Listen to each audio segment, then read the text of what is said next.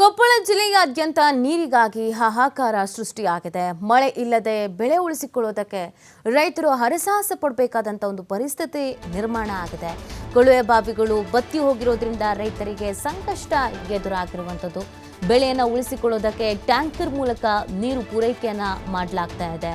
ನೋಡಿ, ಮಳೆನೇ ಇಲ್ಲ, ಬೆಳೆ ಉಳಿಸ್ಕೊಳ್ಬೇಕು ಅಂತ ಅನಿವಾರ್ಯತೆ ಪರಿಸ್ಥಿತಿ ಇದೆ. ಇನ್ನು ಇರುವಂತಹ ಕೊಳವೆ ಬಾವಿಗಳಲ್ಲಿ ನೀರೇ ಇಲ್ಲ, ಬತ್ತಿ ಹೋಗಿದೆ. ಹಾಗಾಗಿ ಏನು ಮಾಡಬೇಕು ಅಂತ ಗೊತ್ತಾಗ್ತಾ ಇಲ್ಲ. ಟ್ಯಾಂಕರ್ ಮೂಲಕ ನೀರು ಪೂರೈಕೆಗೆ ಮುಂದಾಗಿದ್ದಾರೆ. ನಿತ್ಯ 10 ಟ್ಯಾಂಕರ್ ನೀರು ಖರೀದಿಸಿ ಮಾವು ಉಳಿಸಿಕೊಳ್ಳುವಂತಹ ಹರಸಾಹಸವನ್ನು ಮಾಡಿಕೊಳ್ಳಲಾಗ್ತಾ ಇದೆ. ಕೊಪ್ಪಳ ಜಿಲ್ಲೆಯ ಬಹುತೇಕ ಗ್ರಾಮದಲ್ಲಿ ಇದೇ ಥರದೊಂದು ಪರಿಸ್ಥಿತಿ ನಿರ್ಮಾಣ ಆಗಿದೆ. ಟ್ಯಾಂಕರ್ 500 ರೂಪಾಯಿ ಖರ್ಚು ಮಾಡಿ ಬೆಳೆಗೆ ನೀರನ್ನು ಹಾಕ್ತಾ ಇದ್ದಾರೆ ರೈತರು. ಸಾಲ ಮಾಡಿ ಬೆಳೆಯನ್ನು ಉಳಿಸ್ಕೊಳ್ಳೋದಕ್ಕೆ ರೈತರು ಮುಂದಾಗಿರುವಂಥದ್ದು.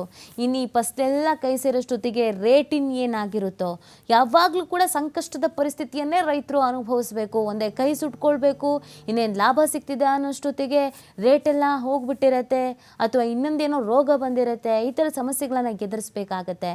ನೋಡಿ, ಈಗ ನೀರಿಲ್ಲ, ಆದರೆ ಬೆಳೆ ಬರಲೇಬೇಕು, ಬೆಳಿಲೇಬೇಕು ಅನ್ನುವಂಥ ನಿಟ್ಟಿನಲ್ಲಿ 500 ರೂಪಾಯಿ ಖರ್ಚು ಮಾಡಿ ಈ ಥರ ಕೆಲಸವನ್ನು ಮಾಡ್ತಾ ಇದ್ದಾರೆ. ಇದಕ್ಕೇನಾದರೂ ಕ್ರಮ ವಹಿಸಿ, ಇದಕ್ಕೇನಾದ್ರು ಪರಿಹಾರವನ್ನು ಕೊಡಿ ಅಂತ ರೈತರು ಕೂಡ ಕೇಳ್ಕೊಳ್ತಾ ಇದ್ದಾರೆ.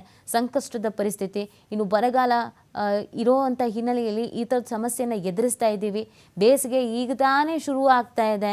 ಇನ್ನು ಹೆಂಗಪ್ಪ ಕಾಲ ಕಳೆಯೋದು? ಈಗಲೇ ಈ ಥರ ಆದರೆ ಮುಂದಿನ ಜೀವನ ಹೇಗೆ ಅನ್ನುವಂಥ ಪ್ರಶ್ನೆ ಕೂಡ ರೈತರಿಗೆ ಎದುರಾಗಿದೆ.